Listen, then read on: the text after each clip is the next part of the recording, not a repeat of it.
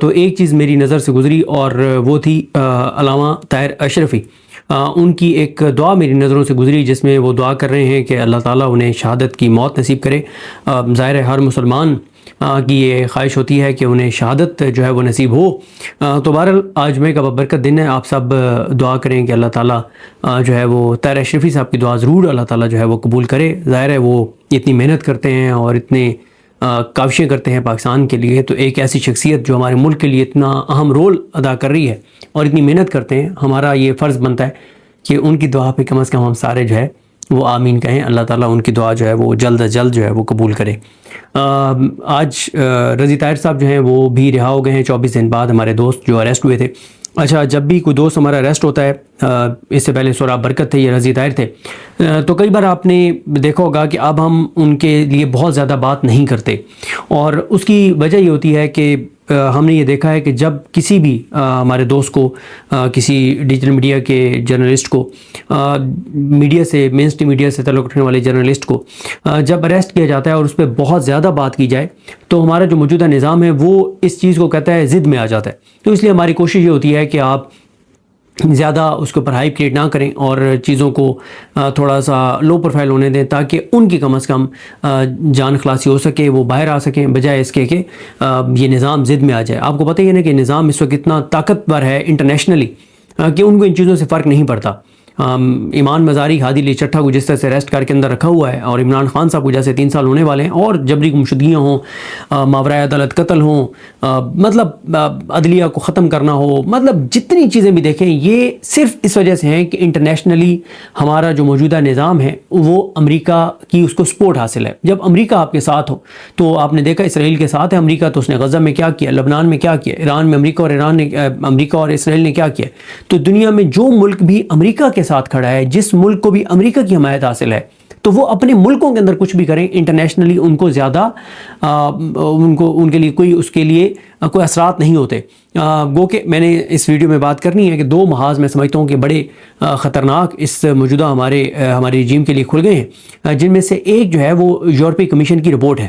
اب آپ کہیں گے کہ ایک طرف تو میں کہہ رہا ہوں کہ امریکہ ساتھ ہو تو کوئی مسئلہ نہیں ہوتا, ہاں ایسا ہی ہے, میں ٹھیک کہہ رہا ہوں, لیکن ہمیں اب انٹرنیشنلی نظر آ رہا ہے کہ کچھ نہ کچھ انٹرنیشنل رپورٹس بہرحال آنا شروع ہو گئی ہیں.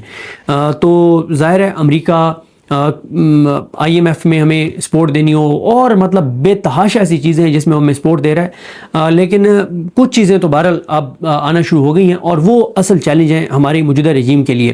اچھا ایک اور چیلنج جو ہمارے رجیم کے لیے میں سمجھتا ہوں کہ سب سے اس وقت بڑا چیلنج بنا ہوا ہے, وہ ہے جو سعودی عرب اور یمن کے درمیان ایک کشیدگی ہوئی, ایک جھڑپ ہوئی, اور وہ ایک بڑا معاملہ ہے. اگر خدا نہ خواستہ وہ معاملہ آگے بڑھتا ہے تو وہ پاکستان کے لیے بہت بڑا چیلنج ہوگا. انٹرنیشنل میڈیا بھی اس کو رپورٹ کر رہا ہے, کیونکہ آپ کو یاد ہوگا کہ پہلے بھی 2014-15 میں میرا خیال ہے یہ ایشو ہوا تھا.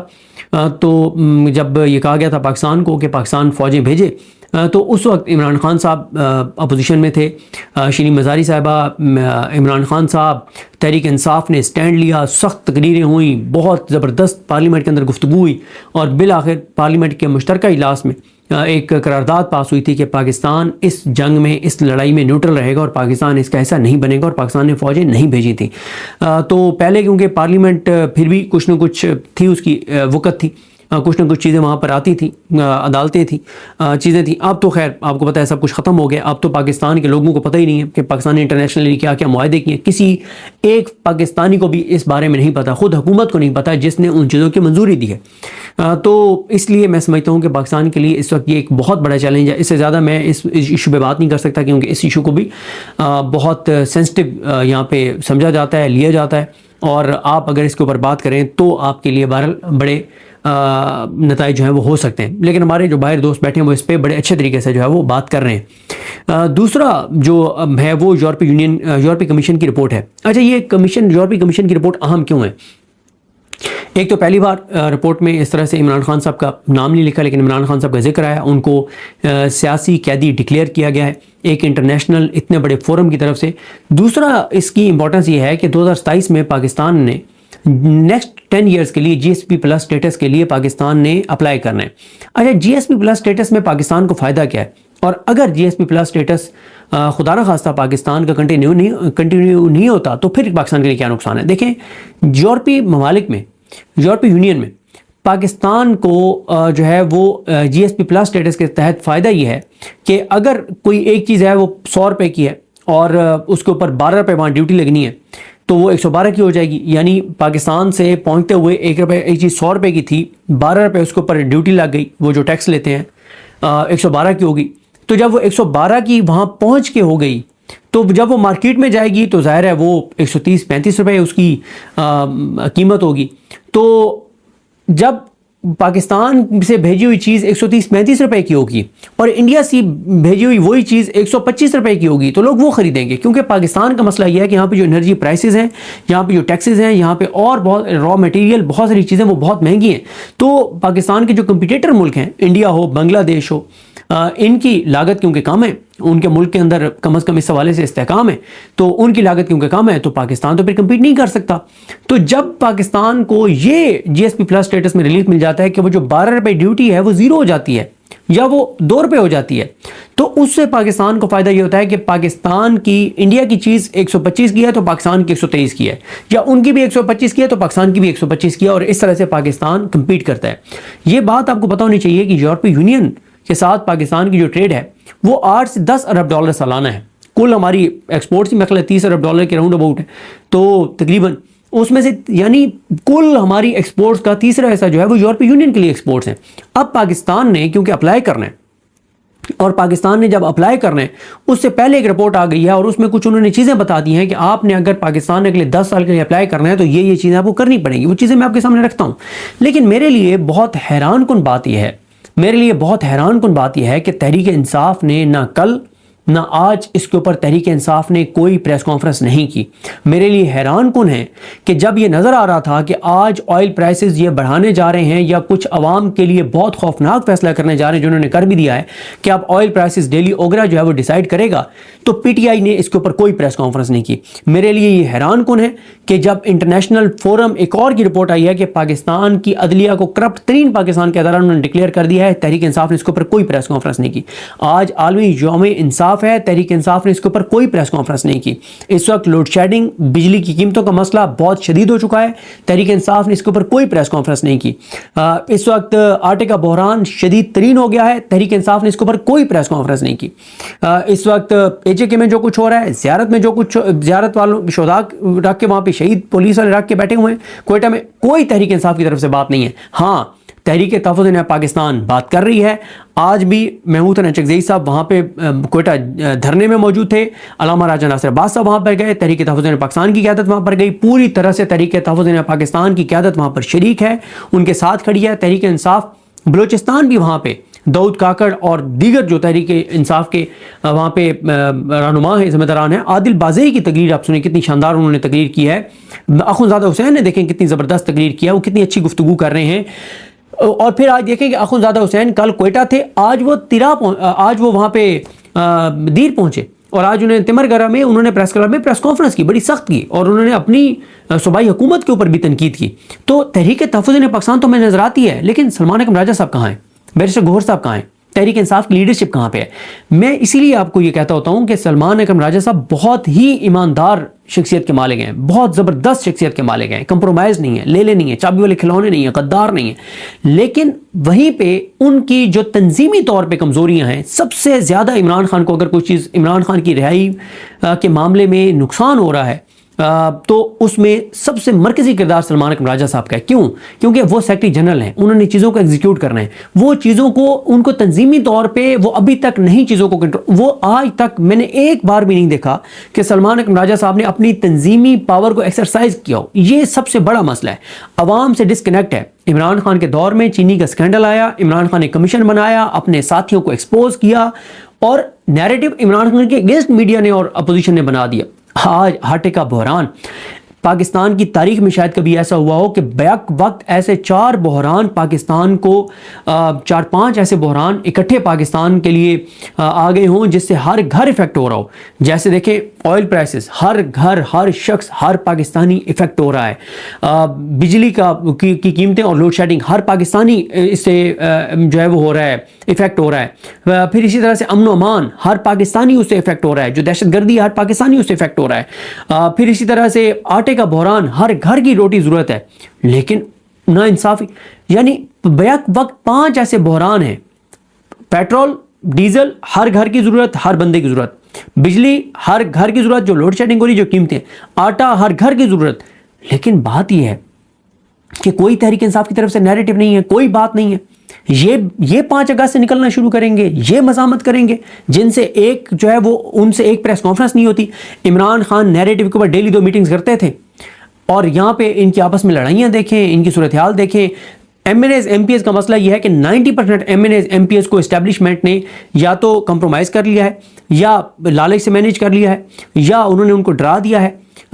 ان کو 90% تحریک انصاف کے ایم این ایز اور ایم پی ایز یہ سمجھتے ہیں کہ عمران خان کا مستقبل نہیں ہے سیاست میں، اس لیے ہم نے اسی طرح سے کچھ نہ کر کے اور ہم نے اپنی سیٹیں بچانی. 90% ایم این ایز اور ایم پی ایس وہ اس بات پہ کنونس، اسٹیبلشمنٹ نے ان کو کر لیا کہ عمران خان کا کوئی پاکستان کی سیاست میں آگے رول نہیں ہے، اور وہ کنونس ہوئے بیٹھے ہیں. اور تنظیم کی حالت آپ دیکھیں کہ تنظیم میں ماشاءاللہ سیکرٹری جنرل سلمان اکرم راجہ صاحب ہیں جو آپ کو ذاتی طور پہ بہت اچھی گفتگو کرتے ہیں، بہت بہادری اور دلیری سے بات کرتے ہیں، لیکن تنظیمی طور پہ ان کے اندر 1% بھی اہلیت اور صلاحیت نظر نہیں آتی. اور یہ عمران خان صاحب کے میں سمجھتا ہوں کہ غلط فیصلوں میں سے ایک غلط فیصلہ ہے کہ انہوں نے سلمان اکرم راجہ صاحب کو سیکرٹری جنرل بنایا ہوا ہے جن کے اندر کوئی تنظیمی اہلیت اور صلاحیت نہیں ہے. ان کو پتہ ہی نہیں ہے کہ چیزوں کو کیسے چلانا ہے. مطلب آپ اندازہ لگائیں کہ پاکستان پورا 25 کروڑ لوگ متاثر جن چیزوں سے ہو رہے ہیں، ان چیزوں کے اوپر سلمان اکرم راجہ صاحب کا فوکس ہی نہیں ہے. عوام ایشوز پہ ان کا فوکس ہی نہیں ہے، عوام سے ان کا ڈسکنیکٹ ہے. تو پھر یہی ہوگا عمران خان کے ساتھ، تحریک انصاف کے ساتھ اور پاکستان کے ساتھ جو کچھ ہو رہا ہے. کوئی وہ تنظیم کو ڈائریکشن نہیں دیتے، کوئی وہ اکاؤنٹیبلٹی نہیں کرتے، پتہ نہیں وہ کن چیزوں میں ان کی مصروفیت ہے. اچھا اب آ جائیں کہ دیکھیں اس حکومت کے لیے ہر روز ایک نیا سے نیا بحران آ رہا ہے، صورتحال بگڑتی چلی جا رہی ہے. یہ اپنے بوجھ سے گریں گے، یہ اپنے بوجھ سے گریں گے، یہ اپنے بوجھ سے گریں گے. لیکن تحریک انصاف اگر مزاحمت کرتی ہے تو یہ جلدی گر جائے گا سسٹم. دیکھیں اے جے کے میں اس وقت دھرنا چل رہا ہے کوئٹہ میں. 1 ہفتہ ہو گیا ہے ڈیڈ باڈیز، اپنے نوجوانوں کی، خوبصورت نوجوانوں کی ڈیڈ باڈیز رکھ کے بیٹھے ہیں بلوچستان کے وہ پشتون اور بلوچ. 1 ہفتہ ہو گیا ہے ڈیڈ باڈیز رکھ کے بیٹھے ہیں، دھرنا دے کر بیٹھے ہیں. اے جے کے میں دھرنا، بلوچستان میں دھرنا. کے پی کی صورتحال آپ دیکھ لیں، آج اخوندزادہ حسین نے وہاں بہت سخت پریس کانفرنس کی ہے. وہاں کی اب صورتحال دیکھیں، امن و امان کی اب صورتحال دیکھیں، بڑھتی ہوئی دہشت گردی دیکھیں، بڑھتے ہوئے ڈرون حملے آپ دیکھیں.